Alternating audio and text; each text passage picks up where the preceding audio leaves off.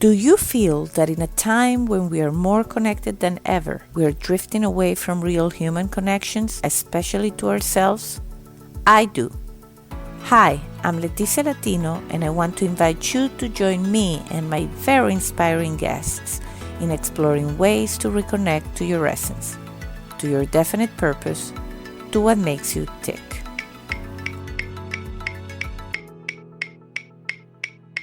Are you ready?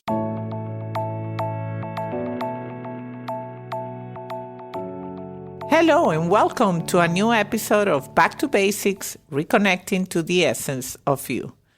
Today I have Tania Marien with us, and Tania, it's someone that I met through a common friend, and this is the first conversation I'm going to have with her, but she's an independent educator investigating how freelance educators in natural resources fields and environmental education work in their communities. She hosts conversations with these educators on the podcast Talaterra, and she's a very inspiring person. Hello, Tania. How you doing? Hi, Letty. Fine. Thank you. Nice to be here. You're fantastic. I already have a great relationship with you because we had a funny start to our podcast. But, when I saw in your webpage that you have a statement and it says, I see green where others see nothing, hear stories where others hear silence, I knew you were a fantastic person to have on the podcast. So, if you have heard how we go around this, I normally like to take the people into their own childhood experiences and what they're passionate about and tell me how you got to see green where others see nothing, basically. Okay. So tell me about your childhood. Well, my family is from Indonesia, and they immigrated here after the war. They had to leave Indonesia after Indonesia earned their independence from the Netherlands. Oh, wow. They were Dutch. Go ahead. I'm sorry to say that, but, my father-in-law was from Indonesia. He was born in Indonesia. Because I married a Dutch guy, so I'm sorry, but it's like not every day you hear someone that was born in Indonesia. Yeah, that's fascinating already. So then you are aware of the Dutch Indonesian people had to leave, of course, after the war, or some they could have stayed, but so my family's journey went from Indonesia to Holland and then eventually to the United States, and my folks landed independently. First, they landed in Wisconsin, in Milwaukee. It was very cold, big change from Indonesia. And Holland was also cold. And then they eventually drove out to California on Route 66. Oh, wow. And I was born here in Southern California. Wow, that's a podcast. I feel that's a podcast in itself. All that tidbit that you just shared with me, because I guess that I know also on my end that there's so much history there. And my father-in-law was born in a concentration camp. Exactly. Japanese. Exactly. Yeah. Oh my God. We can have a long discussion. I have to have another podcast with you because I think that's a fascinating part of history that really defines who you are. And so your parents were both Dutch? They were Dutch. Or they were born? They were Dutch citizens, born in Indonesia. Yes. Born in Indonesia. So they had to leave their country to go to Holland and then to pretty much choose where to go from scratch. Yes. Yeah. They landed I know my mom, they landed in Milwaukee because their sponsor was there. Okay. And so that's how they ended up in Milwaukee. I see. Okay. And so are they still attached to their roots, or are you still attached to those roots, or so? No, yes. Yes, absolutely. Yes. Very nice. Very nice. So you grew up in California. Mm-hmm. And then what did you like to do? Because I imagine you come from, your parents having had this background. They come from a little bit troubled background. Was your childhood normal, as you recall? It was normal. Yeah. Yeah. It was a very there was nothing different, strange about it. Nothing that stood out. it was myself and my younger sister and my parents, and then we had family close by, and they also immigrated to California. The friends and extended family, really throughout my childhood, and especially back then, we're also Dutch Indonesian immigrants. So they were a group that's stuck together. And we used to have lots of parties at the house, dance parties type things, lots of food and socializing. And my folks still socialize. There's a Dutch club out here, and they go to the Dutch club, which is now, it's a Dutch club, but there's mostly Dutch Indonesian, the Indos there who go to the club. Interesting. My son was going to the Dutch club here to learn Dutch. But he started at 4, and by the time he's 8, he's 9 now. But at the time he's 8, he said, I don't want to learn Dutch no more. And so that was that with the Dutch club. Yeah. And so that group, that group of people with that shared experience, they just have stuck together. And now, of course, over the years, they've aged and some have passed on. And so the composition of that group is changing. It has changed noticeably. I understand. And so growing up, of course, we know because it was in your intro, you're an educator. Was that something you dreamt about being? Like, tell me about those teenage years going to study. How did you choose your career, so to speak? Well, when I was younger, I played school a lot. I had a magnetic whiteboard with magnetic letters. And so I was always playing school, and who I was teaching, I don't remember. There was a family friend who, when he would come over, I would spend a few minutes with me, and I don't remember what I told him, but he was very patient. Okay. So I did that. And then, my dad used to bring home, sheets of paper, lots of stacks of discarded paper from his work. I have a very much this thing for pencils and paper. And so I was always writing and drawing or whatever. And okay. And let's see, in school, I was very studious. I did homework. Homework was my thing. I wasn't a good social person in high school. The only social thing I did in high school was in my senior year, I was on yearbook staff. And I enjoyed myself so much, I wondered why I didn't do anything like that sooner. I loved working with the photographer, interviewing people for the yearbook, and that type of thing. And so if I really think about it, maybe what I do now maybe had its, links back to that moment, because I really enjoyed the yearbook experience, the yearbook staff experience.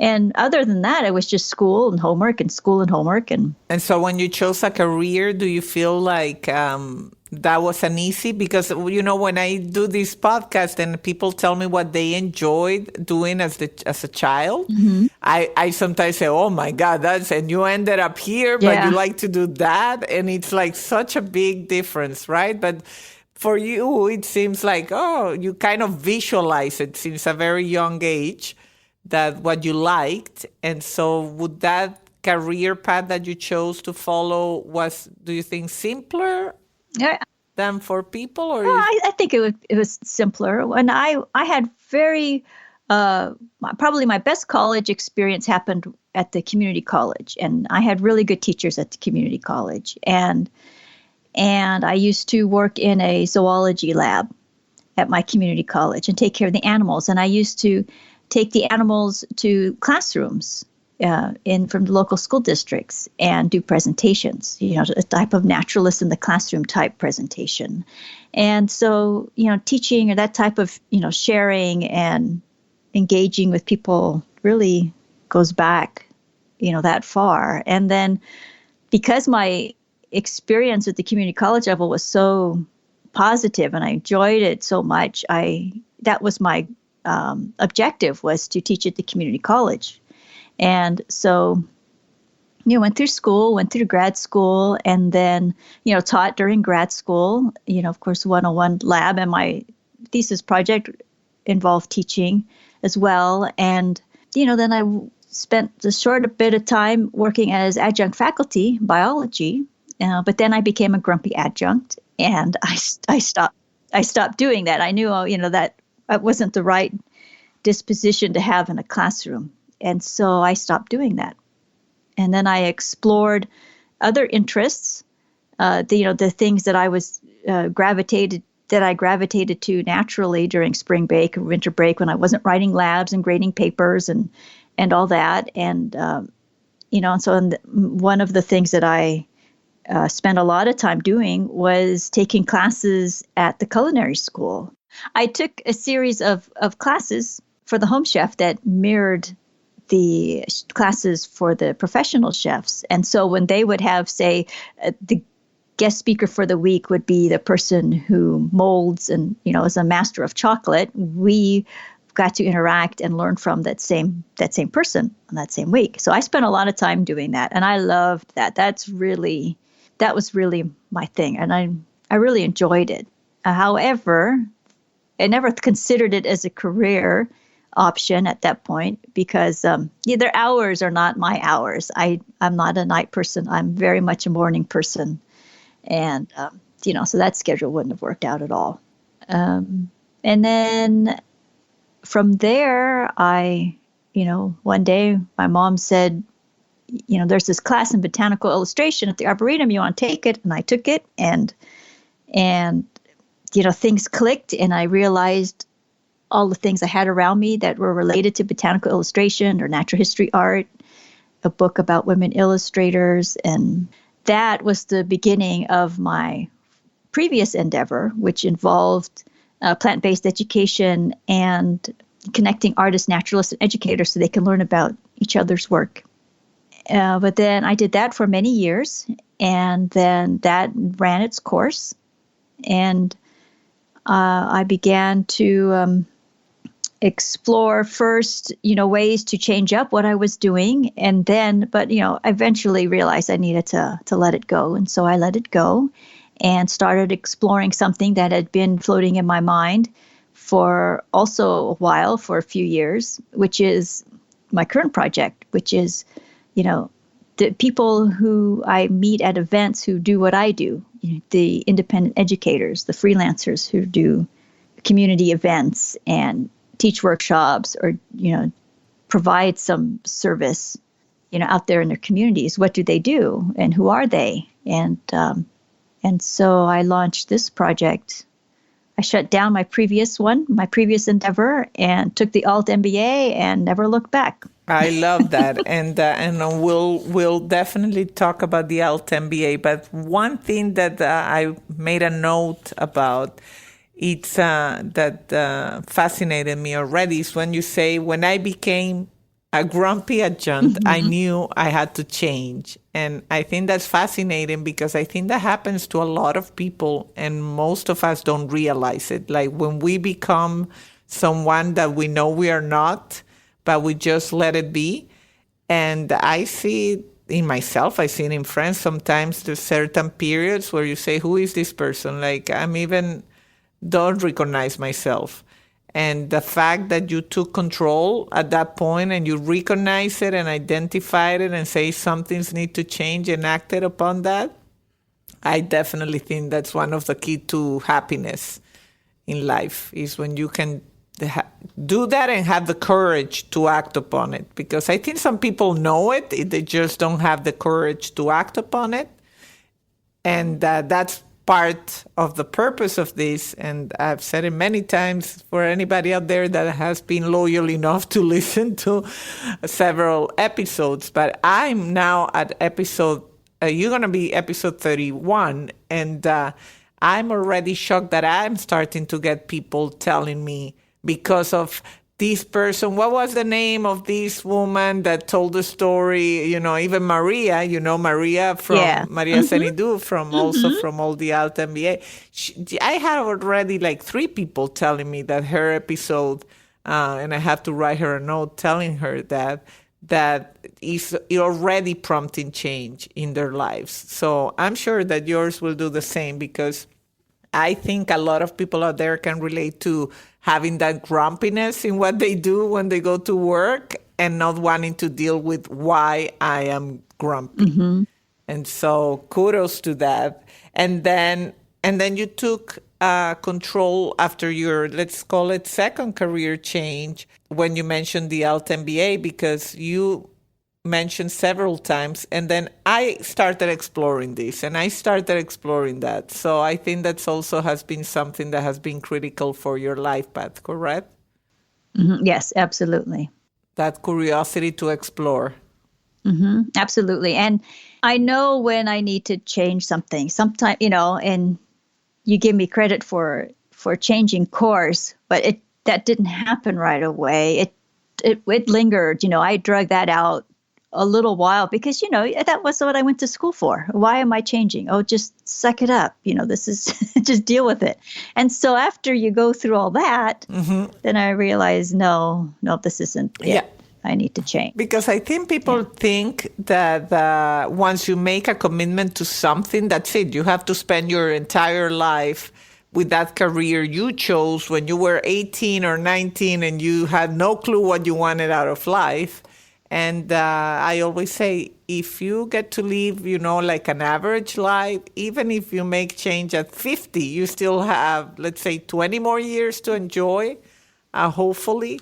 That change you made, but some people, they just think it's too late. I don't have time for this. And I think that's unfortunate. And I think, when I speak with young people, I never ask what their major is. I ask what their current interests are, and at some point in my conversation with them, slide in there that they can change their mind, again, right? Or maybe what their life's work really will be is something they haven't even learned about yet.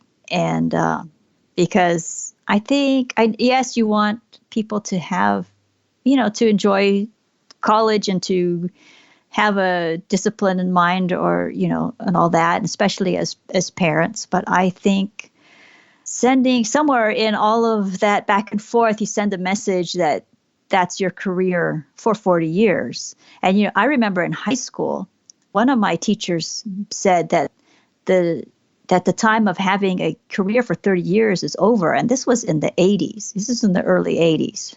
Okay. And I think, I don't remember which teacher said it, but I think about that. It comes around every so often because, look at what I did. I don't have a 40-year company career.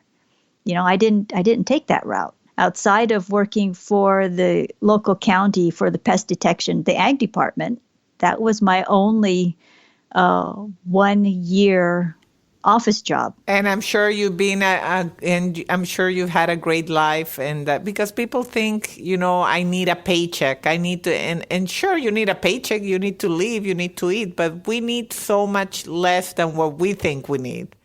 And if we adjust that and then we just go to what we like to do, we normally end up doing better than if we don't. Mm-hmm. Mm-hmm. Yeah. So that's great. And I that takes me to the second thing you said when you did the second career change, when you say, I knew when it had run its course. So it's almost that knowing again. I know I'm grumpy. I know it run its course. That knowing, and then you took initiative and you took the Alt MBA, which I haven't, but it has been in the back of my mind. And for those of you out there that don't know, that's Seth Godin, one of Seth Godin signature programs, really, right? The Alt MBA. And so that means she's a fan of Seth Godin. I'm a fan, and that's probably why we are connected through the amazing cohort of people that you meet when you do any of his programs. I've taken the bootstrapping course and the podcast fellowship, which to put me on this path. But so tell me about the Alt MBA. Share that, because this Seth Godin is a powerful agent of change when it touches people's life, I think. So for anybody out there that is not familiar, I think that would be something fantastic to share. Well, what that program did for me was it did what it intended to do, which is to teach people how to ship work, how to produce work, and where I went in to it, always kind of dragging my feet before I make a big change, thinking about it too long. That fixed me of that, or, got me over that.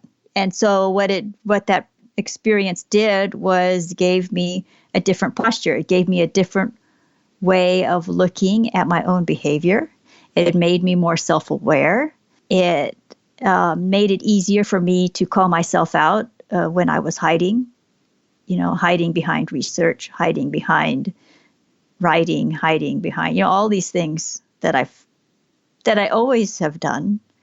No, I can't do this because I need to learn this first, or I need to research this before I even ask this question, or, this, that, and the other. And so that was key. I was ready for it. And I just soaked it up. It was really a good experience, positive experience. And that just, that paved the way for the other workshops that I took, in the Akimbo workshops, and I've taken all of them but the food one. Oh, really? Wow, that's great. Yeah. Awesome. Well, that's why you're doing good. And the food one I just recently saw too. I'm like, okay, this is going to get interesting.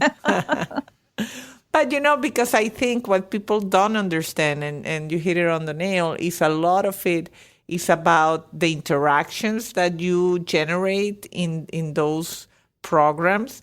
And sure, it's important about the outcome. And I remember when I did my podcast, we ended up with one episode, but the effort wasn't on how good the episode is. The effort was on creating the relationships and I mean, your name came about when I told one of our editors that did the course with me, I want quality guests. If you know someone that is quality, like for my, I mean, everybody's quality, but for my podcast, in kind of the subjects that we discuss. And he said, I know the person that I want to introduce you to, and he introduced me to you. So that kind of fellowship, it's, I think, what any of those type programs that Seth and his team put together is what definitely it's able to generate. Yeah. So you took all these courses and then you created the program and that podcast, the Talaterra Podcast that you're on. So tell me more about that project and what's keeping you thinking. This project the podcast is a component of a larger project, which I call the Freelance Condition and Lifelong Learning in Communities project. And, I've spent many years crossing paths with other independent educators at community events. And because we were always so busy setting up our respective booths, doing whatever it is that we were doing at that event, taking the booths down and all that, I never had a chance to sit and chat with them and find out their stories. And over time, I had a hunch that there was a story there. There was a story in all this. And so then I decided to finally start asking questions.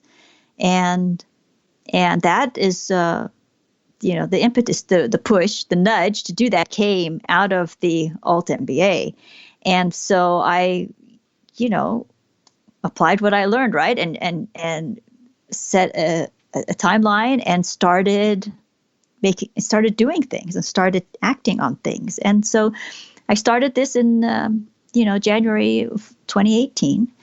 And from there, I created a survey. I started to reach out to independent professionals in the fields that I run around in, and which is environmental education and interpretation and natural resources. I held 2 roundtable conversations at 2 different conferences. And then I launched the podcast to have conversations with the educators themselves. For many years, I wrote a blog. I didn't want to do a blog this time. I wanted to hear educators' voices, and I wanted people to hear their voices, and I wanted the educators themselves to hear their own voices. Because writing it's one thing to write about something and to read about it, but I wanted something more live, and I thought podcasting might do that for me. Before I investigated podcasting, I looked into digital storytelling.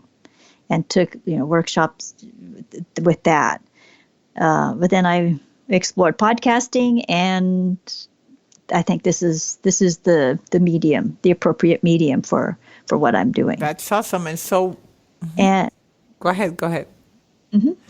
No, that's it. And here I am. No, and it's great. And but because I don't know that much about, so you want to, the community is all freelance educators. It's almost like redefining the way we learn, kind of thing. See, because my interest is in the type of learning that happens outside of the classroom, because throughout life, it's where most of our learning occurs, and the type of learning that happens in informal learning environments. And so, related to two fields that are related to what I'm doing is the field of interpretation and museum studies, because in museum studies fields, the museum field, you learn about how people interact with an exhibit, or the conversations that visitors have when they're at a museum, and all this, all this relates to the type of to learning outside of the classroom. And what is happening outside of the classroom is really what interests me. And so you tell me you enjoy what happens what's outside the classroom. Is there any one, like, say, activity? Let's say if you can teach or be part of one activity on the last day of your life, let's say, what activity would that be? Would it be teaching a particular class or with a particular group of people? What do you think you would choose? And I know that's a hard question, but I normally ask, if you had an hour to spend somewhere, where would you spend it? Like, always trying to think, what is that thing that you enjoy to do the most these days? Yeah, no, it would be outside. I would be outside. The outdoors. And I think it wouldn't be to go back to your original question and the way that you asked it. If it my last day on Earth, and if I were to lead something, it would be a walk outside. Yep. It wouldn't necessarily be a formal, classroom setup. It wouldn't be that at all. It would be a walk outside, and and having conversation outside.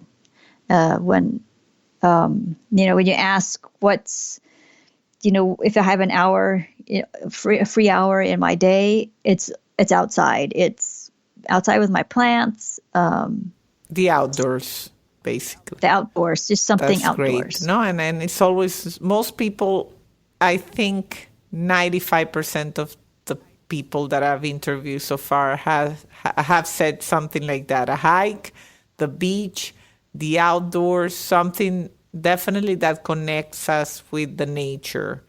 And so it's, I think definitely there's something there in our subconscious that we need as human beings to be part or feel part of something bigger.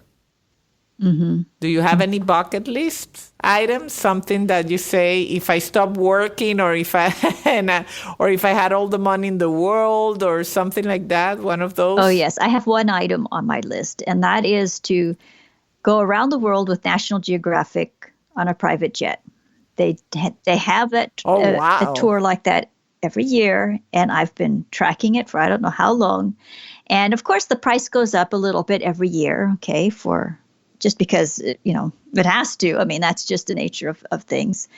And I figure I need $100,000 to do that, because it's expensive, and I would opt for the single room occupancy, because that's just my way of traveling, having and then I figure if I'm and I came up with that $100,000 number, because I figure if I'm hanging with people who can afford that, they aren't doing what I do when I go to conferences, which is bring my own collapsible oatmeal bowl, bring my own oatmeal, bring my own spoon, and eat that way.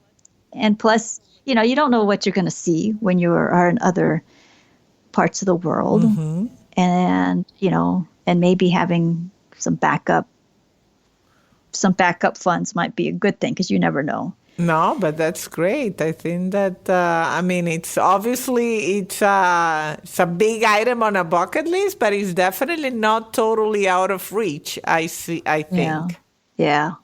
that's fantastic. That's awesome. Actually, I didn't even know they did that, so I now have to prompted to look into it. It will be on the show notes. I will find the trip and I will put it on the show notes for anybody interested.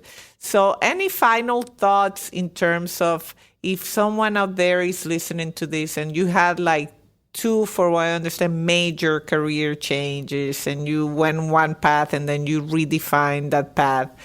Um, any advice if someone else is thinking, like what I say, I had a friend, I heard your podcast, I'm thinking about it. So now if they hear yours, they're going to say, oh, yeah, there's another one that really made a big change. What would you advise? My advice is to listen to your gut.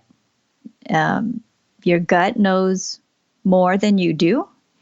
And if it's a career change, careers unravel before you notice them to unwrap, before you notice, right? I mean, they start to slow down or unwind, change before you are even aware of it. But I think listening to your gut is most important. That's great. No, I think it's very valid. And sometimes when your gut, like I shared this, but when I wanted to do the podcast fellowship, I sometimes when I'm not too sure, I solve it throwing a coin in the air and see if it's heads or tails. I know it sounds silly, but I do this. And I remember that I said, okay, heads, yes, tail, no. And it was a no. Yep. But I still wanted to do it. Like my gut said yes. I was disappointed. So, and I read this somewhere. The moment you throw a coin in the air, that's the moment you know what you want to happen. Because you find yourself wishing for some sort of outcome. And that outcome is what you want to happen. And so that's the one you should go for, not whatever turns up on the coin. But sometimes we resist that gut because our mind resists the gut. So I think it's fantastic advice, Tania. And I mean, I thank you. I think you're doing fantastic work. I think it's meaningful work because as we all know, education is the future. This is what, and we think children's, but now that I'm involved in like workforce for the technology, for telecom, and we're talking about post-secondary education. And there's still a big gap and there's still a big need. And I'm sure some of those educators and freelancers really are down that alley. And so this is jobs that are and missions that are very important and making a change in people's lives. So I thank you for that. It's very admirable. Oh, thank you. No. Thank you. I appreciate that. Thank you. And thank you so much for your time. And I wish you the best of luck. Thanks for being part of Back to Basics. Thank you, Letty. Bye. Bye. And until the next time.